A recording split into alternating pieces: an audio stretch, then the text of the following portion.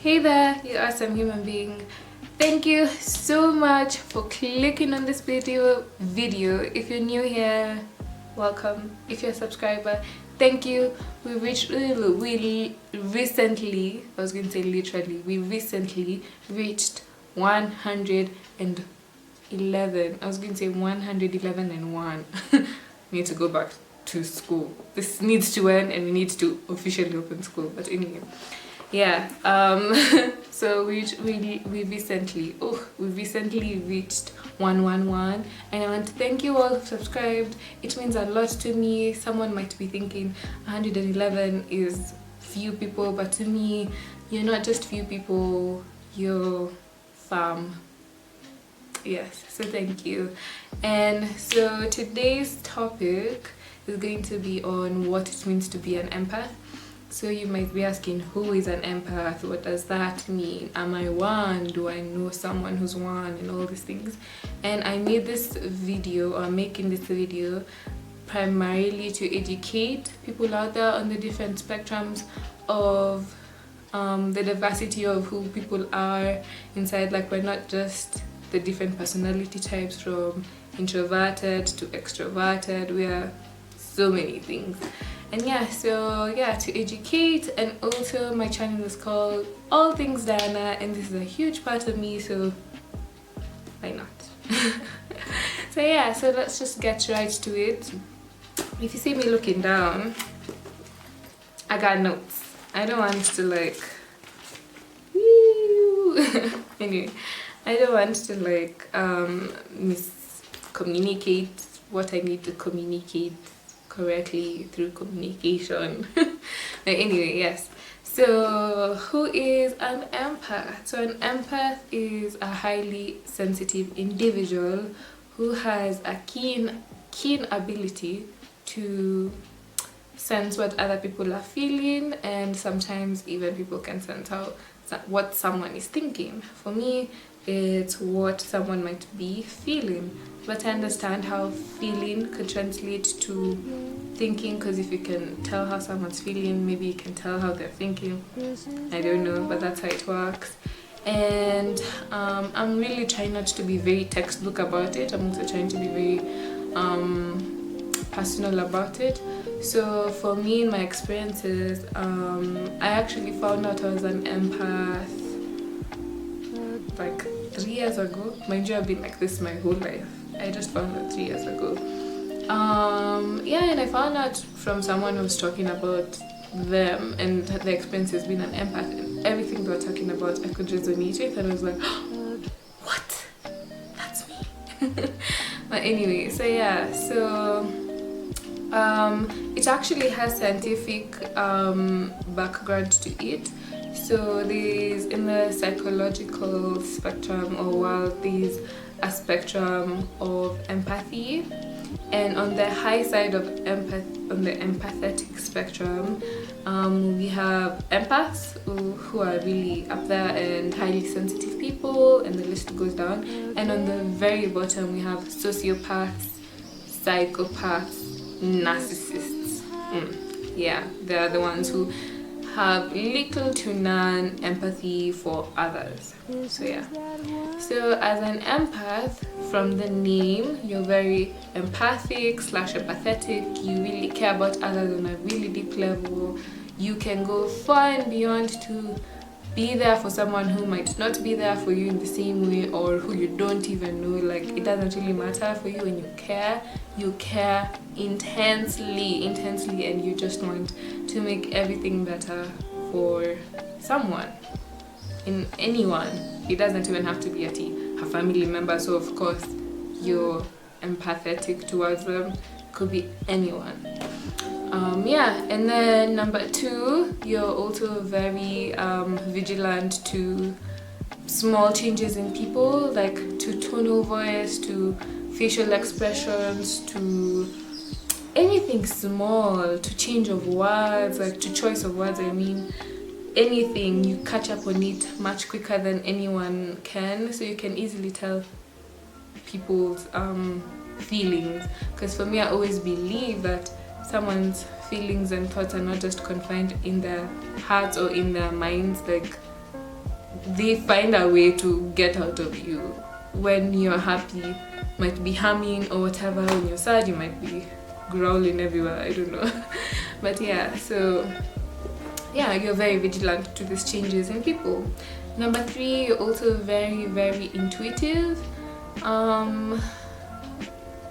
The example I can give for intuition, for me in my case, I can just give one scenario. So I don't know the exact definition of intuitive, but in more general kind of sense, intuition is sort of having a feeling of what is to come. And for me, I've gotten to notice that when it comes to bad things, I can really feel them when they're about to come. And I don't know if it's just because that's how I am, or it's human nature. We generally notice bad things before we do notice good, and I think it's such a bad trait to have. But even with the news covers, with all these things, it's easy. Even if you wake up and you're happy, you'll just be like, it's a good day, like I'm happy. You really won't question your happiness. But if you wake up and you're just and you're groggy and you'll be like, why am I feeling this way, right? So for me, the example I can give is in high school, and I feel like my intuition really picked like my empath antenna as well, like like there were a lot in high school. And for me, the observation I made about that is I think it's because high school you just have books, like education and friends, and a bit of shenanigans or life here and there, but really nothing much. Because like fast forward, you might not really have anything to do, but you're on your phone, you're here, you're there, you get. So yeah, so in high school it really happened because I feel like I had really alone time, like pure alone time. So the example I was going to give is, there was this one night, I remember it was a Friday, and the next day was Saturday, and our school was planning for an event called Dryland, where the drama team comes up with a competition between other schools for fashion, music, poetry, like talent in general. So my friend wanted to compete, and she wanted to compete in the fashion sector. I think you could compete in any sector you wanted, I'm not sure. But anyway, she wanted to compete in the fashion sector, and then she asked me, hey, could you help me design and come up with my outfit? I was like, sure, done deal. And through the days I had been helping, and then on this particular day, because the next day is the D-Day, we were doing like final touch-ups and all these things, and a lot had to be done. So then I remember that day, it started in the evening. For me, how I explain it is, I get this deep sense of sadness in me, like pure sadness that comes out of nowhere. And then it's almost like I feel like I can't breathe. I don't even know how to explain, but it just feels like there's a hole in my chest. But anyway, I remember feeling like that, and it got worse and worse by the night. And you even get just this deep sense of sadness, as I explained, and also of just wanting to cry for no reason. So then, so my friend comes up to me and she's like, I thought you'd help me, and like it's in the evening, even learning is a bit, like evening preps aren't that serious. So then, and I was like, I really want to, but I can't, like I don't know why, but I'm not feeling so well. And I told her I feel like something bad's about to happen, and she was a really good friend of mine, and she was like, it's okay, I understand, just relax, just do what you have to do. And I was like, fine. So that night goes like that. I managed to fall asleep. The next day, I still wake up with that feeling, and I remember even the weather was heavy. The weather was just dark and gloomy. And then, so we got to class, but we still had some classes before the event. So then our class teacher comes in, and he's like, hey guys, okay, wait. Our teachers know ways to call us hey guys, but then he was like, so I have an announcement, and so there's been an attack at Westgate, and people are held hostage, and the terrorists there, and we're praying for their safety, and all these things. And in that moment, I was like it's like that disconnection from what is happening inside of me to what is actually about to, or had happened. Like it clicked. It was like, this is what I was feeling. And my friend was like, and I was like, oh no. Yeah, so that's just an example of how your intuition levels can really peak at certain times. And yeah, so that's a general explanation. My pen fell. But anyway, let me see if I've left anything out. Yeah, so another thing is it's easy to take other people's emotions as your own. So for someone who doesn't really know this about themselves, and then imagine you don't know that you're an empath, right? But you're always feeling emotions all the time, and the nonsensical emotions. Like your day is good, but for some reason, and of course some people go through depression that's like not because of a certain thing. Like some people go through emotions not because of a certain scenario or occasion in their life, but like for me, I'd feel these things and I'd know this is not my emotion. Like, you know how you feel things when it's just displaced, it's just not setting in right. And if you don't know this, you can take it in as yourself, because you're like an emotional sponge sort of, and wherever you are, like even when you enter a room, you can feel someone ain't right here, someone be like, yeah. And for me, I even learned how to really and I'll get into this later, how to really I'm very careful of the kind of places I am at, and the kind of people I am with, and the kind of music I listen to. Like all these things, you can you have to be very careful. So yeah, you can easily take on other people's emotions / problems as your own. You can feel the energy in a room. You're very vigilant, intuitive, empathetic. You obviously wear your heart on your sleeves, like I explained before. And I remember even being so kind when I was young, like when I was small. And for me, like I really had to learn how to sort of tone it down. I know it sounds not right to do, but you also have to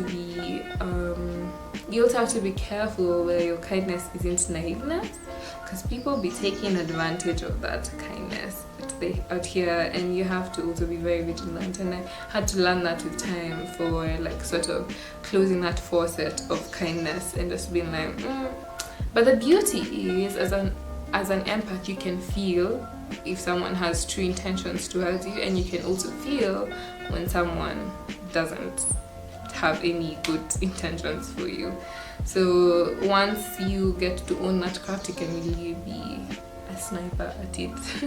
But yeah, because I even remember like in class 1, I was new to the school and everything, and the teacher mentioned it as a by the way, like, oh yeah, it's good to remember birthday. Like she just mentioned it, and my class 1 kids.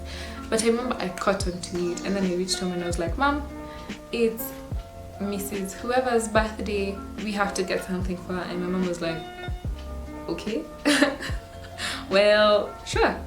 Then I remember we got her this big digestive biscuit packet and a white handkerchief. Why a white handkerchief? I don't know. I guess they used to be the in thing back then. Yeah, white handkerchief. But I remember being so excited, and I was like, oh, she's going to love this. Like, she's just not going to expect it, and her day is going to be happy and nice and flowers. But anyway, yeah, I remember that. And I just also remember always trying to make sure everyone is okay, and I'd always have water, Panadol, elastoplasts, tissue or wet wipes. What else? You name it. I even had a Uzi and Zindano And I owe this, of course, to having a mother who teaches you to always have these things in your bag. But I remember having them, not for me, but in case someone else wanted to use anything. If you had a headache, if you had this. So yeah, so that's generally, in a general outline of who an empath is. And so an empowered empath, when you become really empowered in your or in who you are, not really your skill, you realize that you're also not responsible for other people's destructive behaviors. And I really had to learn this the hard way because of how you really want to help other people out there, and sometimes no one really wants your help. You can tell someone's going through something, but no one wants you to help them, or that person doesn't want you to help them. And you also have to learn to just let people make their own decisions. It's not your fault. And learn how to let go. Someone very close to me just told me, you're not someone's savior. You can't take God's position and be someone's savior. Let it go. And I was like, okay, yes, I shall. Yeah, and in a nutshell, I'm just going to tell you things to do to also combat this. I've just realized my band might be looking a bit weird. Anyway, but yeah, so number one, realize that you don't need validation to be who you are. Some people might decide to gaslight you, like, oh, because it's not something normal in society. It's like, oh, those are not your experiences, but your experiences are your reality. Don't let people tell you who you are, or what you should be, or try to put you in their box. And ooh, Lord. And you know how God created you to be. Number two, so that's trust yourself, don't need validation. Number two, create boundaries, both mental and physical. Like I mentioned, know your kind of people, know your kind of places, know your kind of music, just to know you. And also for mental boundaries, what I mean is I've learned how to compartmentalize things so that I don't confuse my emotions with other people's emotions. So like I'd be feeling something, but I've quickly learned to know that's not how I feel. That's how someone else's feels, someone else's emotions, someone else's feels, someone else's emotions. And just learn how to compartmentalize that. It would be so much easier to deal with your own life and with other people's life. Number three is reconnect with yourself. And for me, I find the more spiritual I am, the more that part of me really wakes up and ignites, and it's just part of connecting to God, because sometimes you just want to be there for people, but at some point you will run dry, and God is the only source that will never run dry. So if you tap into that, you're good. Like, you're good to go. And also reconnecting with yourself means just relaxing, meditating. I've learned how to breathe and be present, because sometimes you can forget to breathe. And doing things like art therapy. For me, I do a lot of journaling. You could exercise. Diana, you could exercise. Yeah, I could exercise. I try. I'm just not very regular at it. And also get a really good support system. I will forever be grateful for my support system, not just my direct family, but even those people who I've met along the way and have become my family. It's really important to have that, so that when you're also going through some things, you have people who you can fall back to and who you can trust. And always remember that repression only leads to depression, so the more you try to cover it and contain it and all these things, the more harder it is for you. So just open up, but be vigilant to who you're opening up to. And I hope you really loved this video and that it's been informative. And all I can tell you is be kind to one another. I can't stress this enough. We're all here to help each other. I feel like the foundation and the blueprint to our purpose on this earth is to be some sort of help to other human beings. And for empaths, I feel like we're like this to help guide people through their emotions and through their problems, and don't ever feel bad for being that.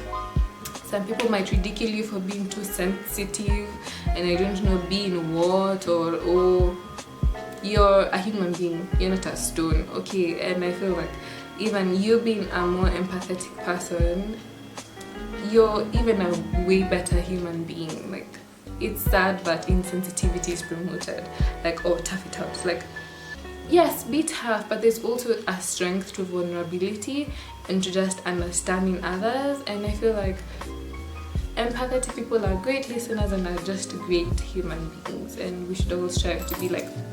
Let me tell you, I don't have any stoppers for these earrings, okay? So we'll just have to bear with them falling all the time. But yes, what was I saying? And I hope you be kind to one another. And for me, I just can't imagine how much it is for a guy who's an empath to be going through this, because already society tells you don't be emotional, don't be vulnerable, vulnerability is a weakness, don't be this, don't be that, and you're like, what? Again, you're a human being, you're not a stone. Express yourself, as long as it's in a healthy way. Express yourself. So anyway, I hope you've at least learned something about this, or about yourself, or about someone else, and thank you for clicking on this video. Don't forget to subscribe and give this video a thumbs up if you've liked it, and I hope you have a great stay-at-home time. I'm funny. Great word. Great until I see you again. Great time until I see you again. And yes, thank you, and bye-bye.